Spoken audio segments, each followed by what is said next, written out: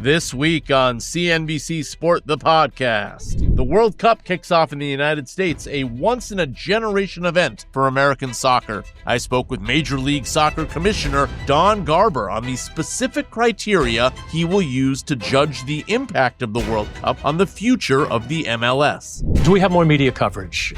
Do we have more social followers? Are there more fans engaging with our content? Are there more players like Messi, like Antonio Griezmann coming to Orlando that are saying, Major League Soccer is my league of choice because I've seen the World Cup and how America, Canada, and Mexico have embraced the world's game, the world's beautiful game, and now they can do it here in MLS. Plus, he tells me why in hindsight, he thinks MLS made a mistake putting its games behind a paywall within Apple TV, something the league has done away with for this season. And he gives me some insight on just how long he plans to remain commissioner. Then I speak with the CEO of SGL, the company in charge of preserving the grass on every World Cup pitch. That's all coming up this week on a special World Cup edition of CNBC Sport, the podcast.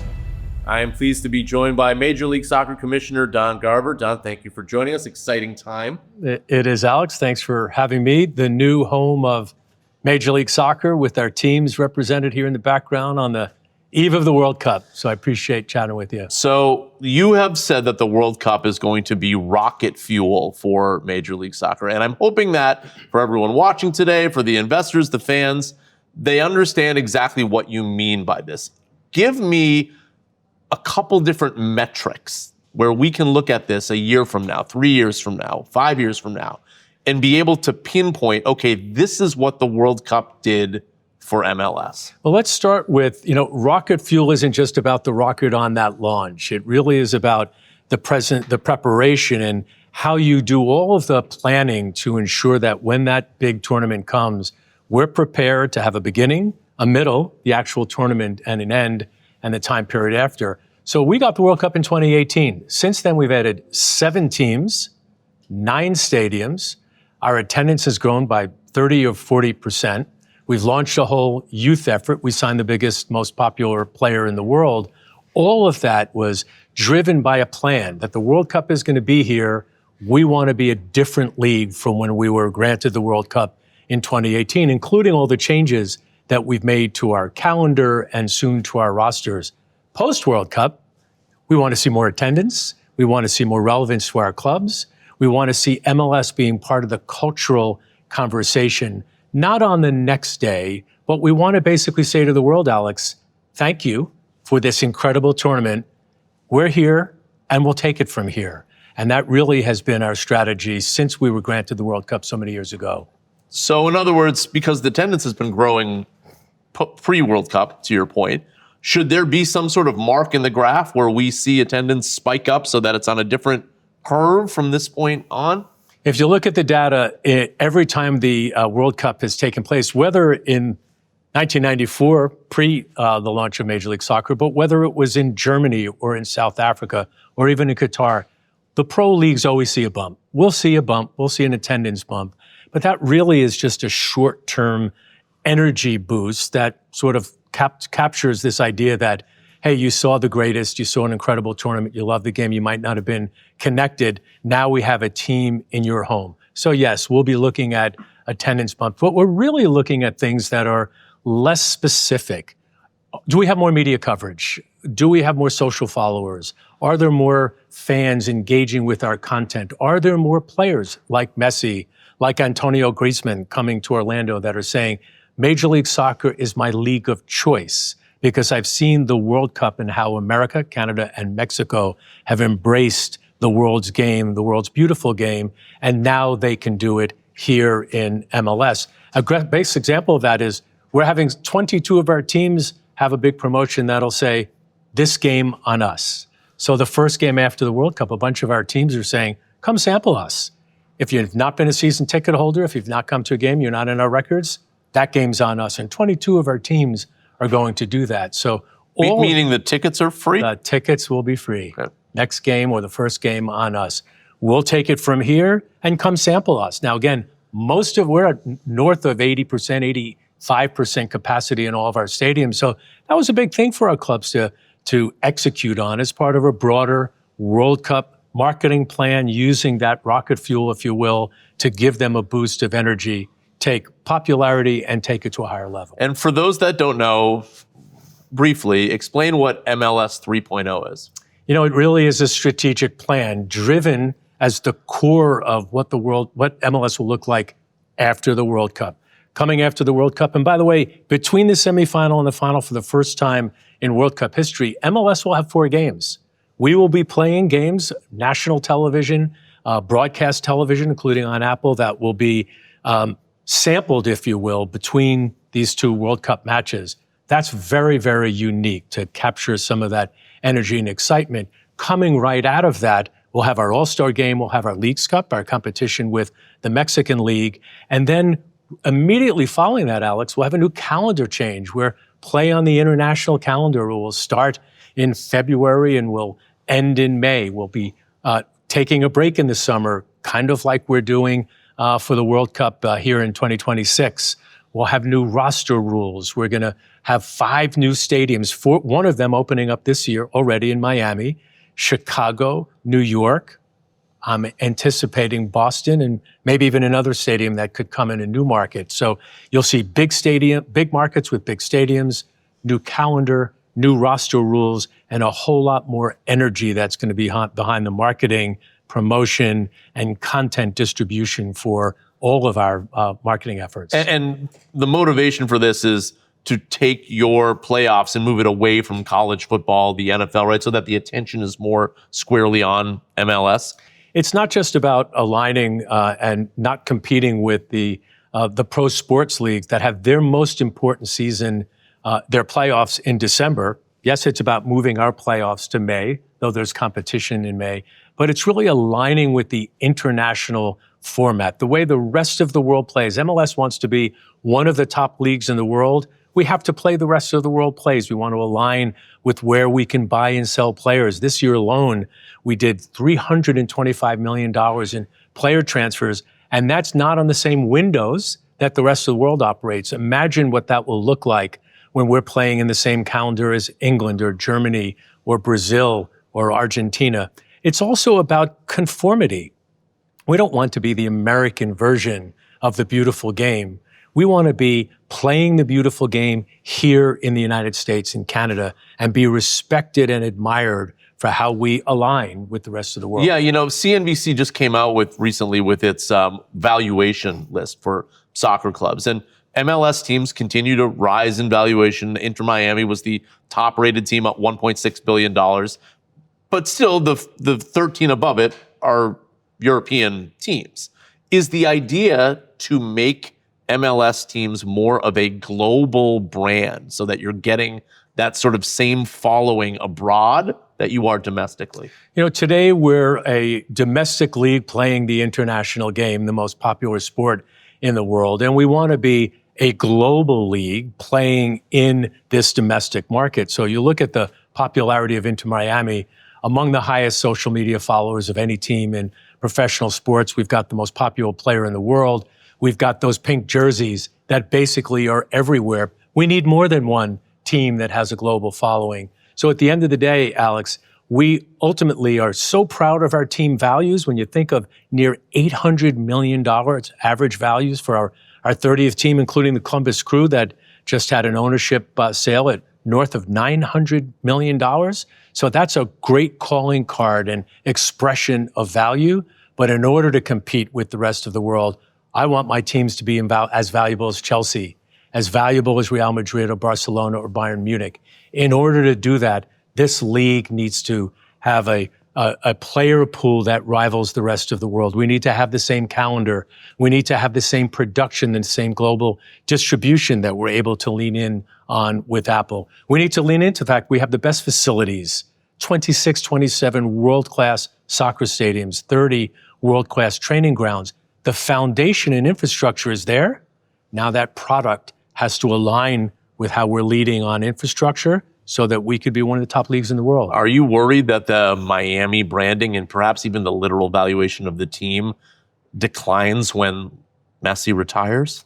I don't think so. First of all, Commissioners are worried about everything, but if you spend time with the Moss family, with David Beckham, the owners of that team, everything that they've been doing was having Leo launch what they believe and want to be this global brand that could participate in the global conversation with players that are not just Leo, but Leo and friends, great young American players that some of them can be playing for our national team. So there will be life after Messi, and I'm confident that their vision, their passion, David's contacts are going to power Miami to continue to be one of these dominant world brands. I'm not worried about that at all. All right, I want to play a little game with you. The game is called Agree or Disagree.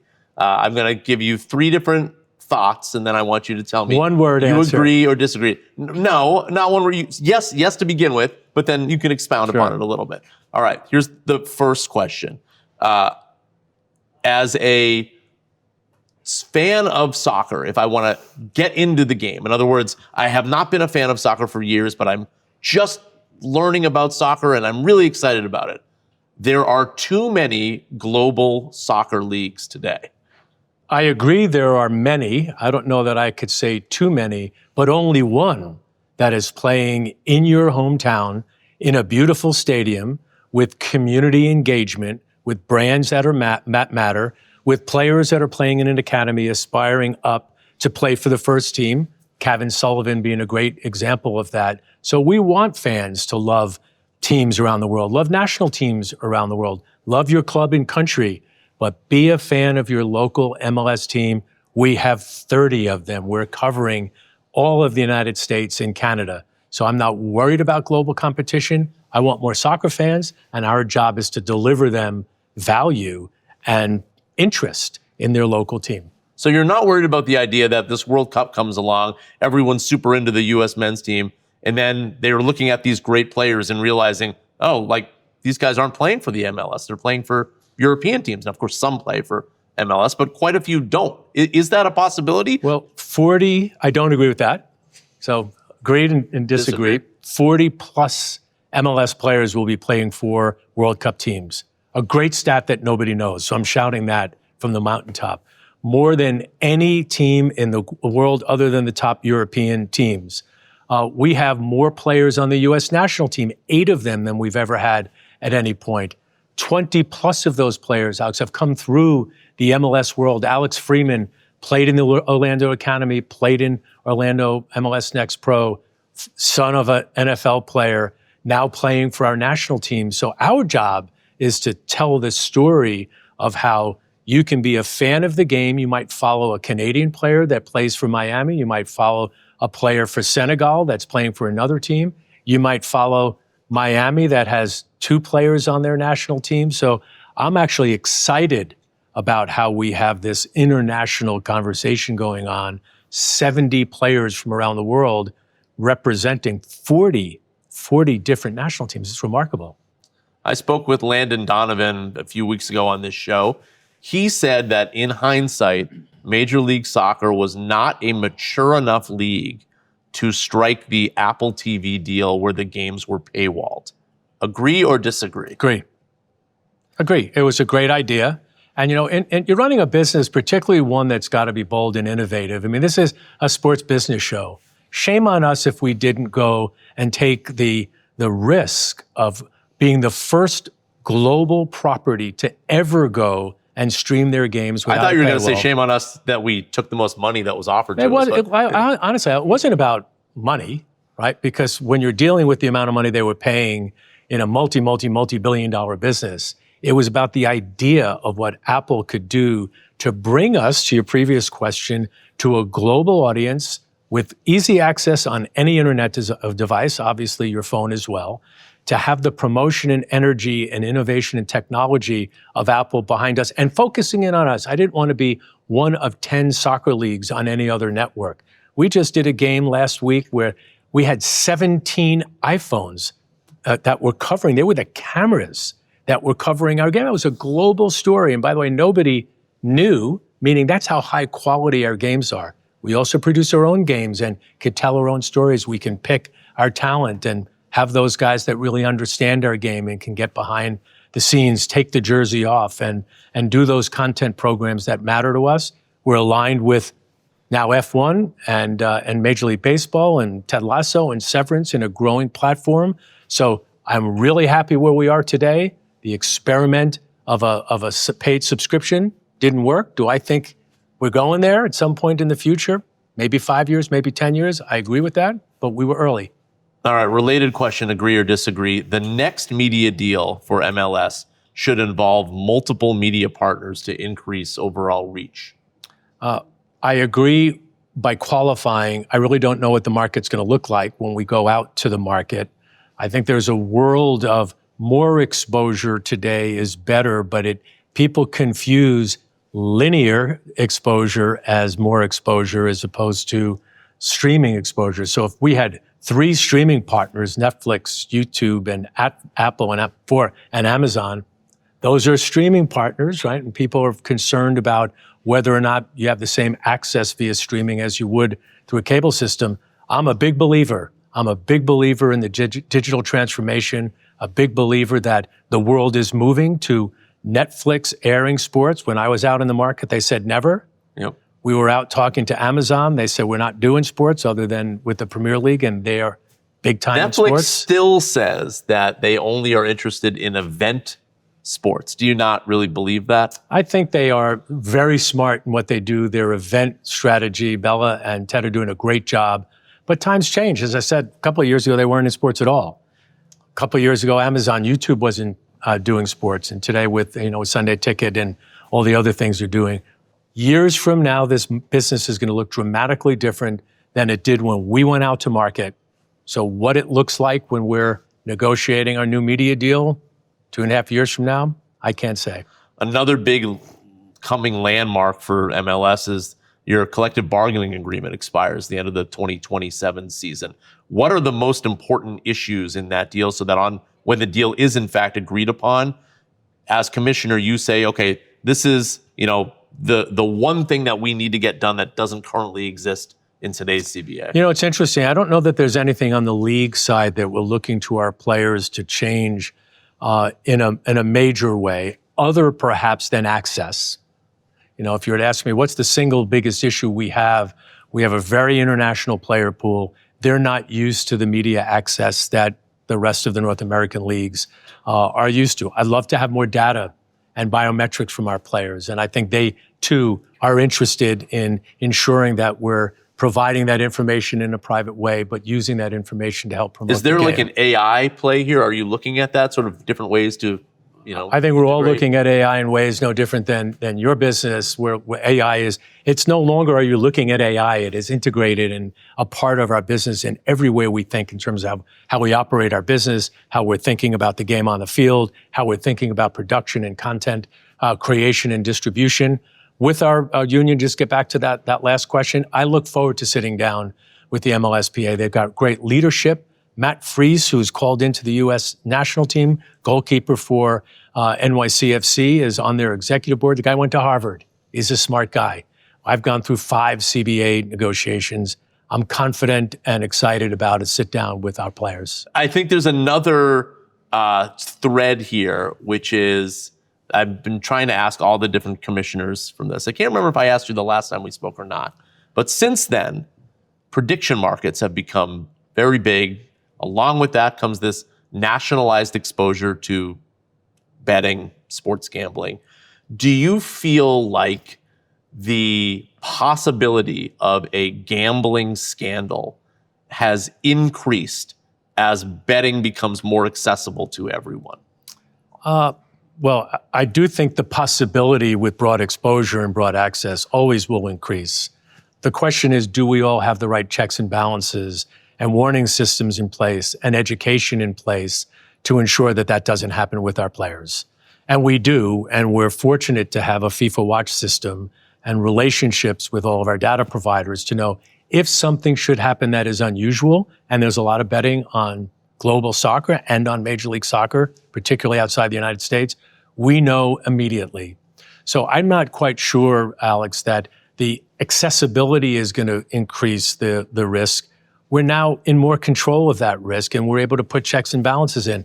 We've done a deal with Polymarket. We have more control about how our games are being presented, more control as to who is engaging with our games in ways that we didn't do before. In addition to all the value of being able to promote and utilize that system, that broad distribution to help us have a more popular league. There's going to be a lot of attention on the performance of the U.S. men's team in the World Cup. I'm going to put you on the spot here a little bit, which is, how do you think that the men's team is going to perform in the World Cup? Well, I'm a fan, I'm a board member, and I'm a patriot. I will be going to those games, and I will be wearing an American flag hat, waving the flag as a fan. And it's great too, Alex. There's a zero-sum game when you're running a league. I don't really care who wins each game, though fans don't necessarily agree with that. But I'm a fan when I'm going to games. Been to a lot of World Cups. So I hope they will do very well. I've got a lot of faith in Cindy Cohn, the president of U.S. Soccer. She's a great leader of our national governing body. Mauricio Pochettino is amazing. We have one of the best coaches in the world. And our players are playing at the top leagues and top clubs around the world, including top MLS clubs. So I'm hoping that they do well. I will say that the league used to be very dependent on the success of the men's national team. Meaning MLS used to be MLS. dependent. It used to be that MLS was very dependent on the success or the performance of the men's national team. I can remember in 2002, we had an MLS strike force with Landon Donovan and a bunch of players. We signed because we knew that they would be starring, leading the effort for our national team. And then as years went on, we didn't qualify in 2018. And MLS has grown dramatically since that, really unfortunate situation. So we have a dependence, an interdependence, but not a reliance. So I'm hoping, and I will be cheering, but I don't believe it'll have any real impact on Major League Soccer. But they'll just be cheering a little bit more for the MLS players in the world, on the U.S. men's I'll team. be cheering for the team. And by the way, I'm a terrible sports fan. I'd rather not watch the game than watch the game, get too nervous. That's why you run a league. You don't have to worry about any of that stuff. I'm going to be excited, so excited. I'm going to go to a lot of World Cup games. And yet you have the best seats in the house, and then you don't even watch. I can't. Seems like a perk. Watching penalty kicks. We got to get rid of those penalty kicks. Those are torture. Too stressful. They're torture. I hear you. There has been a lot of concern, I think, about the World Cup itself, that this may turn into a political event. The ticket prices are going to be high. It may turn into kind of a mess of an event from a logistics transportation standpoint. I'm curious to hear your thoughts on kind of how this is all going to go down in this country. I went to the first World Cup, which was in two countries, in Japan and Korea, and people couldn't imagine. How are you going to travel across borders to go to games? On Monday, you're in Tokyo, and then on Thursday, you're in Seoul. It was fantastic. South Africa, I can remember right before the South African games, there was lots of challenges, there was strife in the country. It was one of the great life experiences for our players, for all of our guests, and I think for the world. And Nelson Mandela basically bringing the World Cup to South Africa. Similarly, all the issues with Qatar, Alex, and Qatar World Cup was absolutely incredible. So all of this build-up, it's a massive tournament, over 100 Super Bowls, and the first time it's across 3 countries. So there's always going to be challenges, skepticism, political dynamics. But when the games start, all of the excitement builds. People will see fans representing their countries. We're a safe country generally. So I think that it's going to be fantastic. As it relates to ticket prices, tickets are expensive at big sporting events, whether you're trying to go to a Knick game or you're final, you're going to try to go to a Super Bowl. So, there are a lot of games. A lot of them are going to be among the most, important, memorable games in the history of soccer. So ticket pricing is going to be reflective of that. It does strike me, though, that if you have a World Cup in a place like Qatar, the logistics may be easier, right, in order to get from game to game, just because of the way the country is laid out. I am blown away. We were very involved in the Club World Cup. And right before, everybody's going, how are they going to manage all of that? And when the lights turn on, FIFA has this ability just to execute thousands and thousands of volunteers. None of us have seen them yet, right? You haven't seen the way they operate at the level they do. So from an operational perspective, FIFA's best in class. Travel and logistics, we were talking earlier, you're going to go to a Giants game. I grew up in Queens. It's a day experience. You're going to go to a World Cup match in the Meadowlands and MetLife. You're going to have to spend some time. You're going to have to think about how you get there, think about how you're going to get home. But if you're going to see Brazil play Morocco and you're bringing your family or you're going with your friends or going with your business partners, that will be one of the greatest sporting events you'll ever go to in your life. So I think the challenge of logistics and travel will wear off when you think about what that stadium would be like when you're in there watching the game. Last thing I want to talk to you about is your future. This has been speculated. My future is bright. You threw your future right. The State of the Union is strong. You just recently kind of threw out, maybe I would end my commissionership early, potentially. You have a contract that expires sort of lined up with the CBA, 2027. What are you thinking today? Well, the league, and I don't think most leagues fall into this category. We're not managing succession in the same way a public company does. Part of that is these are hard jobs, right? It takes a while to get them going and it gets a while to find the right relationship between the leader of the league and the league office and its owners. In this case, it's an integrated job with the global football and domestic football. Commissioner sits on the board of U.S. Soccer. I've been on the board of U.S. Soccer for 27 years. So it's complicated. We had not had a formal succession process. That started. That's ongoing. A search is ongoing. And I am contracted through 27. And depending on how that search plays out, myself and the committee and our board will sit down and figure out whether I'm here for a short period of time or here for a long period of time. I feel great about what I've been able to do to build a league from scratch and help, in my opinion, have our league create the explosion of interest in this sport and the creation of a soccer nation that now has the world looking at, in the next couple of weeks with the World Cup. So I feel great, and we'll see how it plays out. So I'm assuming you're looking at internal and external candidates for this. And so just to make sure I understood that correctly, what you're saying is if you happen to find the right person in your mind or in the board's mind in general, then you may stick on schedule. But if you don't find that person, then you may extend. We'll have to see, right? It's playing out as we speak. Good luck on everything. Thanks, Alex. We're all going to be watching. Great. And probably watching more post-World Cup. I hope so. Thanks. Thanks a lot.